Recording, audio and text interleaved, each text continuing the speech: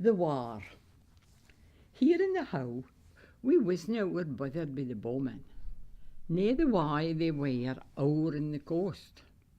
Peterhead, Aberdeen, and especially the Broch got it far war. Aye, the coast was fairly mair sair set by air raids than we were.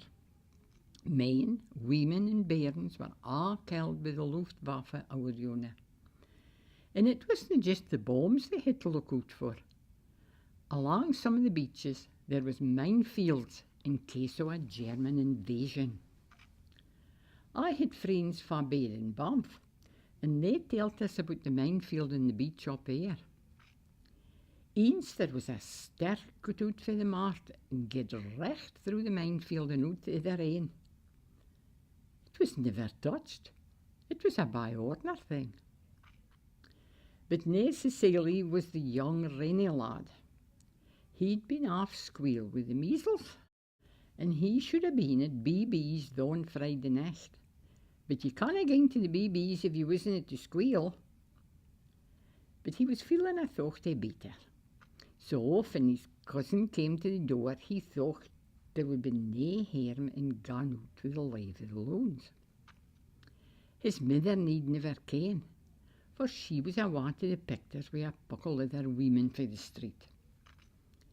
Well, there were umpteen stories get round about what actually happened. Some said he got after a bar, others said it was a dare.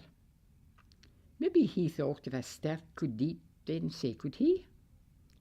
Whatever the reason, he wasn't his lane. His cousin got with him, and the twa of them climbed over the paling and into the minefield. In the middle of the picture, there was a message got up on the screen, with Mrs. Rennie come to the door recht awa. Her loon never get back to school on Monday. He was blown to smithereens. His cousin was taken to the hospital, but sent home the next day. He was all right, apart from gone deep in a log. There was no such thing as post-traumatic stress disorder in them days. We fairly got off left out here in the country. There was a couple bombs dropped at Percy in East Savidley, and a few farther up the Don Valley, but nobody was hurted. There was a yow killed in Colwich Hill, nae far frae Glenbucket, and some palings and crops was damaged, but the closest it got to folk was when the blast smashed some windows. I did hear of a farmer that come upon an unexploded bomb half buried in his bark and neeps. But the redoubtable worthy didna miss a beat, nor did he let on to the authorities until a couple days after. When the bomb squad arrived, they asked Pitt why he had waited a while afore letting them ken about the bomb. Well, I can't find that if I told you lads, you would have come in and blown it up and ruined my neeps. So I just taken my time and pulled the neeps. Now you can ging ahead and blow the damned thing up. A real canny chiel. His neighbours thought he was nae neep. But even though we didn't get bombed over often, when you heard the air raid siren, your heart fairly louped in your mouth, and you'd ran like the hammers to take shelter. There was a story that there was folk up at a big house at Kildrummie that had come out for the tune to get away for the bowman. Now, if a siren got off, the mother sent everybody to different parts of the house. So if they were shelled, there was more chance of somebody surviving. But after a while, she changed her mind, and they all sheltered together. Or nine, she said. I didn't like the siren noise. It was eerie. But more than that was the gas masks. Everybody had to have their gas masks with them all the time. And nobody liked putting on those smelly, ugsome things. But with no choice. There was gas mask drills elke week at the school. Mind you, I dinna mind on the teacher ever put an own herring. Speaking about squeal, there was some bairns, loons especially, that were fair teen wi' a consequence of the war. You see, we only get to the squeal for half a day, 'cause there were mony bairns and nae enough teachers. We had evacuees come up frae Glasgow and Edinburgh, and buckles of teachers were awa to war. My cousin forbade in the town would ging to the squeal in the morning a week, and the afternoon the next.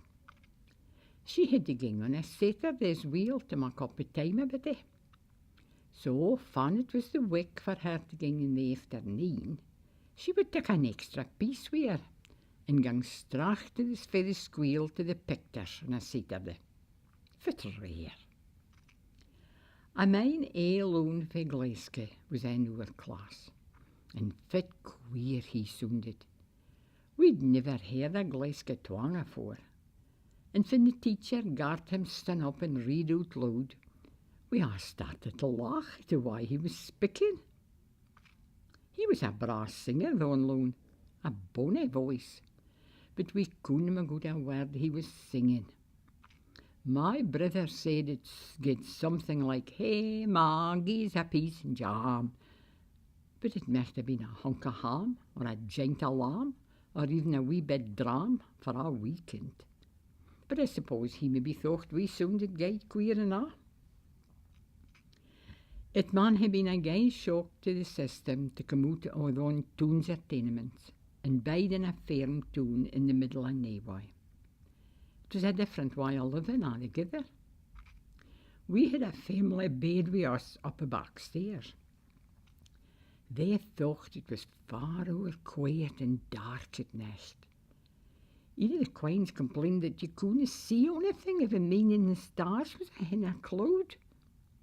And when a newlet let out its eerie screech, she matched it with a skirl o' her ain. They weren't east to the meat.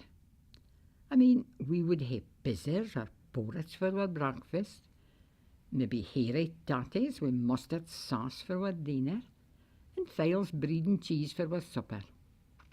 I dinna ken fit they sup down in Glasgow, but their whames couldn't seem to stomach great country faring. It was nae wonder a lot of them didn't last long in the countryside.